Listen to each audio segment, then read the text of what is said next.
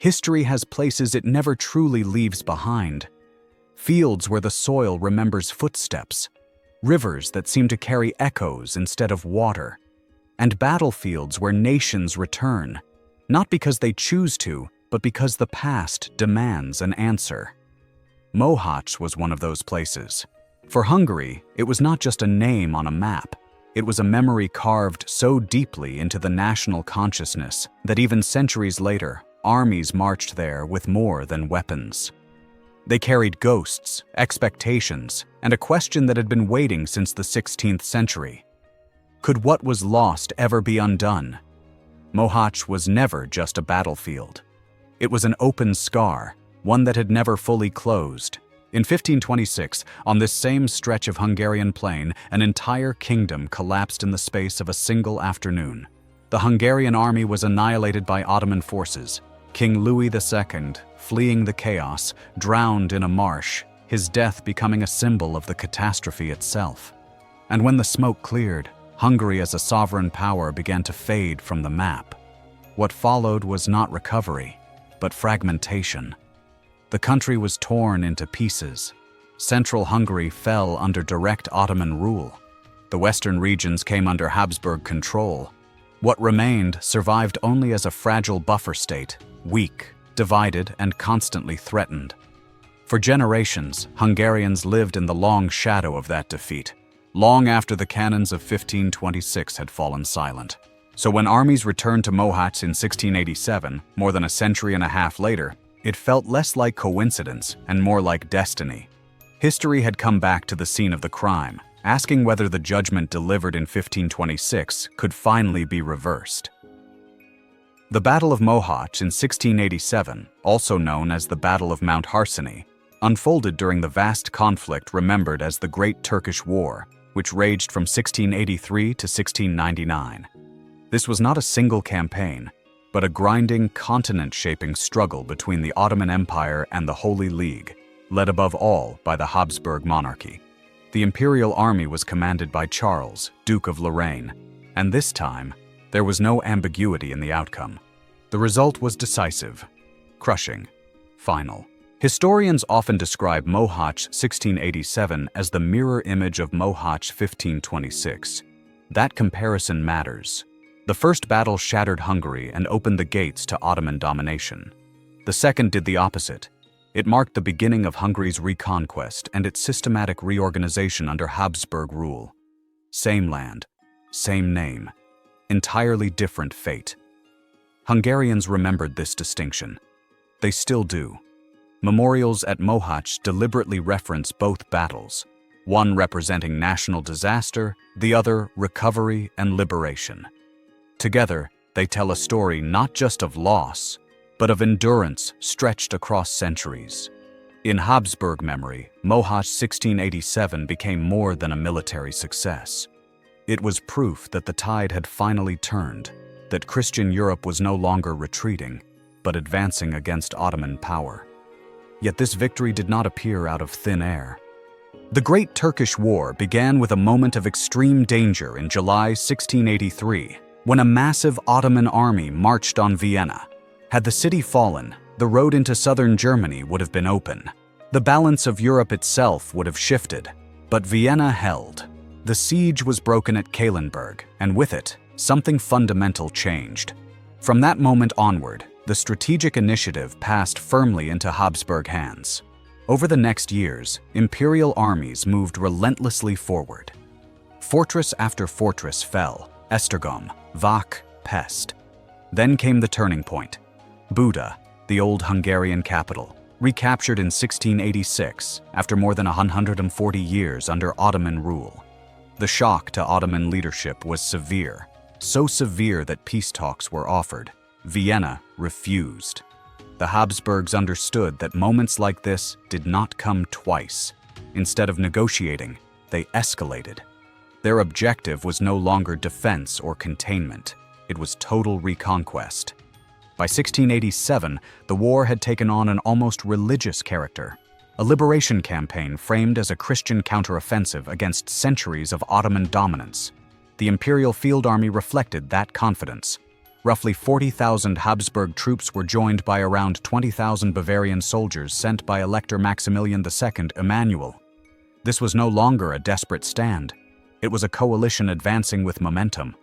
European warfare itself had changed by the late 17th century, and the Habsburgs had adapted faster than their opponents.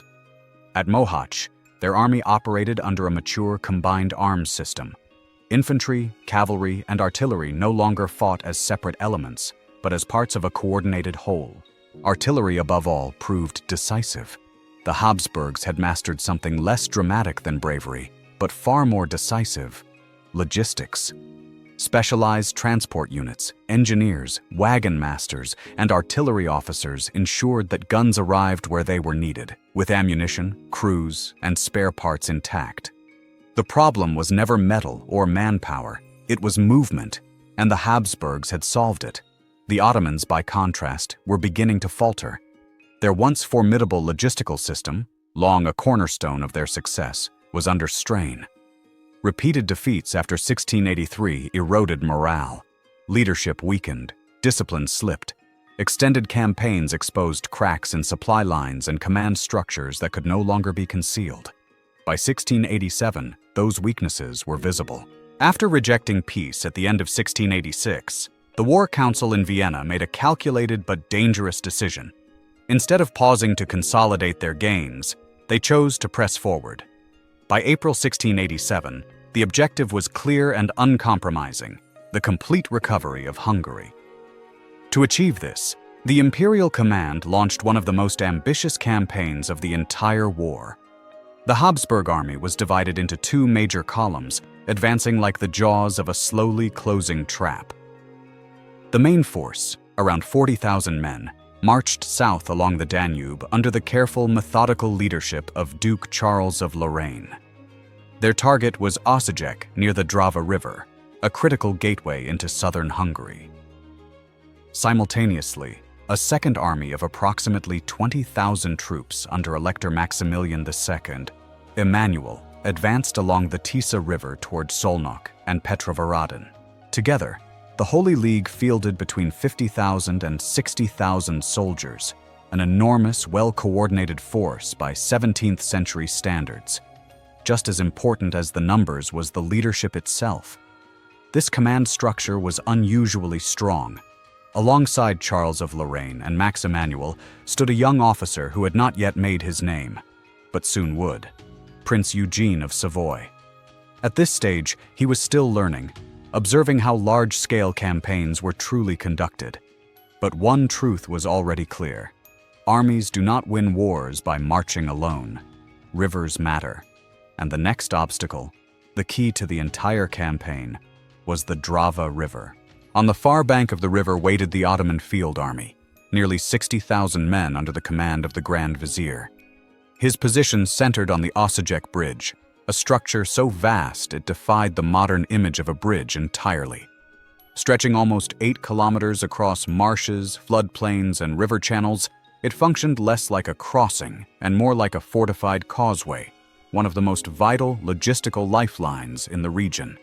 By holding Osijek, the Ottomans believed they could turn the Drava River into an unbreakable wall.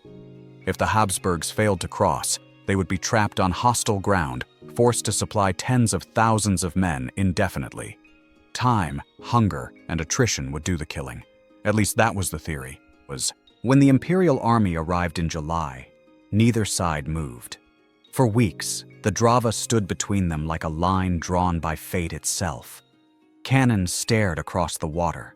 Scouts clashed in brief, sharp encounters, but no decisive action followed. It was the kind of strategic deadlock commanders dread, where patience erodes faster than supplies. Then Charles of Lorraine changed the script. Instead of hurling his army against one of the strongest Ottoman defensive positions in Hungary, he moved away from it. Quietly, methodically. What looked, at a distance, like hesitation was anything but. This was deception. By late July, Imperial engineers and transport units completed a successful river crossing downstream at an entirely different point, bypassing Osijek altogether. The importance of that moment cannot be overstated.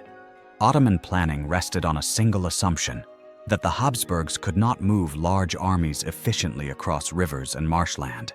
They were wrong. Through superior organization, wagons, pontoons, trained specialists, and disciplined logistics, the imperial army turned the Drava from an obstacle into a gateway. Once the crossing was complete, the Ottoman defensive plan collapsed in an instant. Forced out of his carefully prepared position, the Grand Vizier withdrew toward the area around Mount Harsani, a far weaker defensive ground. And there, the danger became personal. The Grand Vizier had only taken office 2 years earlier, at a moment when the Ottoman Empire was already staggering under repeated defeats. In the Ottoman political system, military failure was not merely humiliating, it was lethal. Grand Viziers who lost battles were dismissed, disgraced, or executed with alarming regularity. That reality hung over every decision he made. Another cautious withdrawal could be interpreted in Istanbul as cowardice, and cowardice meant death. So instead of entrenching further or buying time, he felt compelled to act. Then came a fatal misreading. One of Charles of Lorraine's columns briefly lost its bearings while maneuvering through wooded terrain.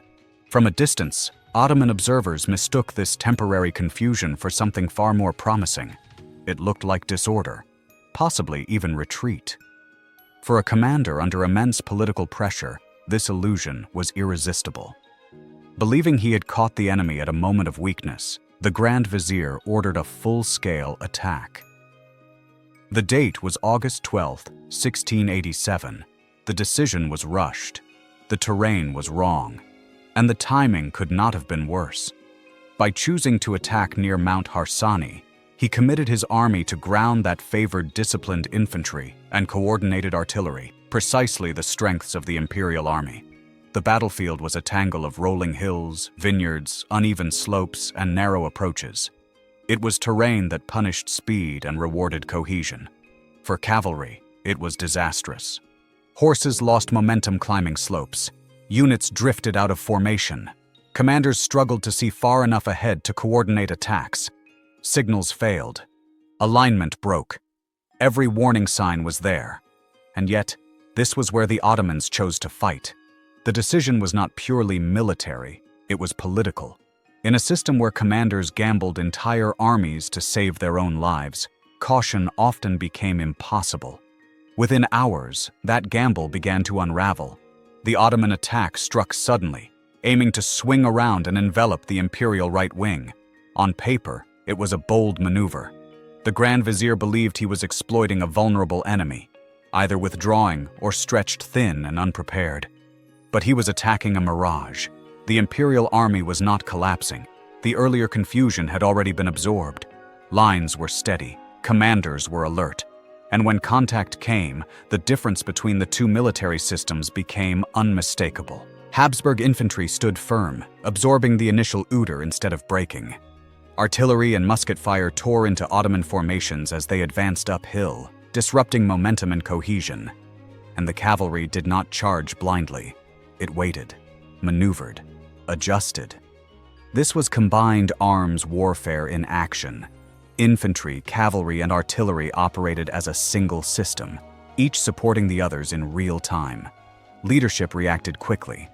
The Bavarian elector and a young but exceptionally sharp officer, Prince Eugene, moved to stabilize the line and exploit emerging weaknesses. They did more than hold. They counterattacked. What began as an Ottoman attempt to envelop the imperial right flipped violently in the opposite direction. Habsburg forces pushed back hard, using the broken terrain and growing confusion in Ottoman ranks against them. Units lost cohesion. Orders failed to reach their destinations. Retreat routes clogged with men, animals, and equipment. In a short span of time, the Ottoman assault collapsed into a full rout. This was no narrow escape. The numbers make that clear. Imperial losses were remarkably light for a battle of this scale. Around 600 killed and roughly 2,000 wounded. Painful, but sustainable. Ottoman losses were catastrophic. Between 8,000 and 10,000 men were killed or wounded, with another 2,000 taken prisoner. At that scale, the army ceased to function as a coherent force, and the damage went far beyond manpower. Imperial troops overran the Ottoman camp, capturing 78 artillery pieces, 56 battle flags, roughly 5,000 muskets, and the entire lavish headquarters of the Grand Vizier. This was not symbolic, it was devastating. Artillery and firearms were expensive, slow to replace, and essential to modern warfare. The sheer scale of the captured wealth was staggering. Records show that the Bavarian elector's share alone exceeded 2 million gold ducats, enough to finance entire future campaigns. In a single afternoon, the Ottoman field army in Hungary was not just defeated. It was dismantled, and its resources converted directly into fuel for the enemy's war. The victory at Mohács in 1687 triggered two political earthquakes at once, each shaking a different capital in entirely opposite ways. In Istanbul, the shock tore through the Ottoman leadership with explosive force. In Hungary, the Habsburgs moved quietly, but decisively, to secure power that would endure for generations. The timing of both could not have been more consequential. Let's begin in Istanbul, because the collapse there was swift, brutal, and impossible to hide. The first victim of Mohács was the man who commanded the battlefield. Grand Vizier Saru Süleyman Pasha was held personally responsible for the catastrophe at Mount Harsani. He did not survive the political reckoning. On October 14, 1687, just weeks after the defeat, he was executed. In the Ottoman system, this was not unprecedented, but the speed of the decision revealed the fury behind it. The empire was not interested in explanations. It wanted blood. And Mohács did not stop with a Grand Vizier. It brought down a sultan. The defeat became the final blow in a long chain of disasters. Vienna in 1683, the loss of Buda in 1686, and now the annihilation of the field army in 1687. Inside Istanbul, anger finally boiled over. The Janissaries and the Sekbans, troops meant to defend the regime, turned against it. In September 1687, they rose up and deposed Sultan Mehmed IV. Mehmed had long carried the nickname the Hunter Sultan, a ruler known more for time spent in the field chasing game than governing his empire. That reputation now sealed his fate. He was blamed not only for Mohács, but for years of neglect and decline. Once removed, he was confined under guard in Topkapı Palace, effectively erased from power. His brother, Süleyman II, was placed on the throne, but the damage was already done. This dynastic crisis paralyzed the Ottoman state at the worst possible moment. While Vienna celebrated and reorganized, Istanbul descended into purges, intrigue, and fear. The empire simply could not mount a serious counteroffensive. That pause, only a few critical months, gave the Habsburgs exactly the opening they needed. Now shift north to Hungary. Because while the Ottoman system was imploding, Leopold I was consolidating. Mohács 1687 opened the door to the complete reconquest of Hungary and the path toward Transylvania. But Leopold wanted something far more permanent than territory.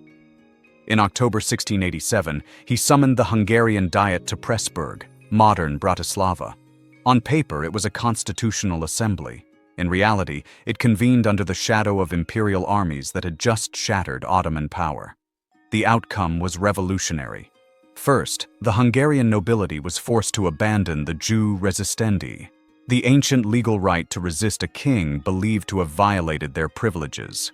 For centuries, this right had been a cornerstone of Hungarian political identity. Its removal meant the nobles could no longer legally challenge royal authority. The final safeguard was gone. Second, and far more consequential, the Diet recognized the Hungarian crown as hereditary in the male line of the House of Habsburg. No more elections, no more bargaining. The crown was no longer something Hungary could choose. It now belonged to Vienna. What is easy to miss is how far the shockwaves of Mohács traveled beyond Hungary. Once Leopold secured control of the region, the balance of European power shifted almost overnight.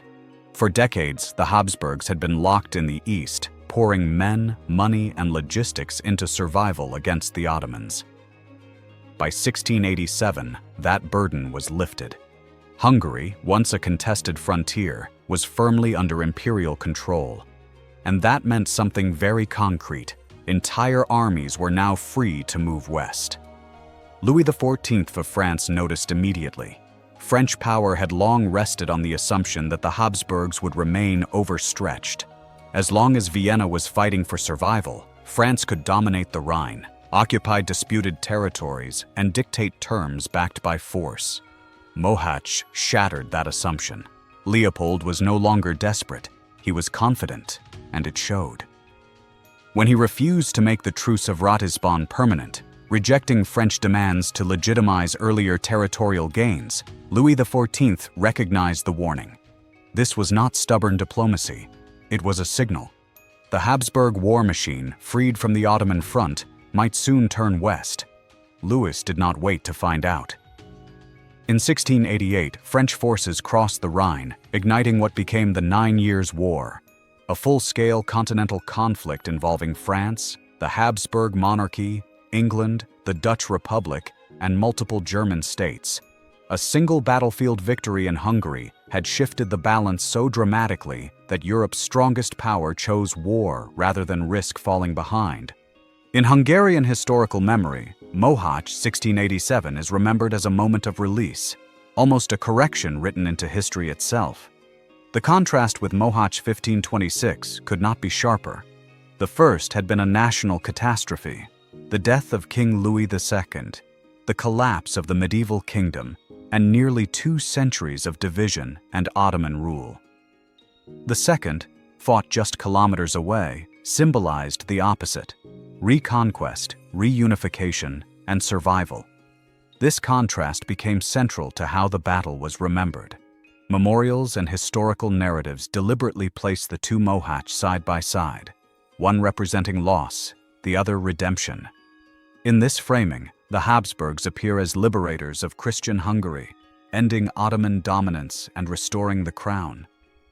Whether that image fully reflects Hungarian realities remains debated, but its symbolic power is undeniable.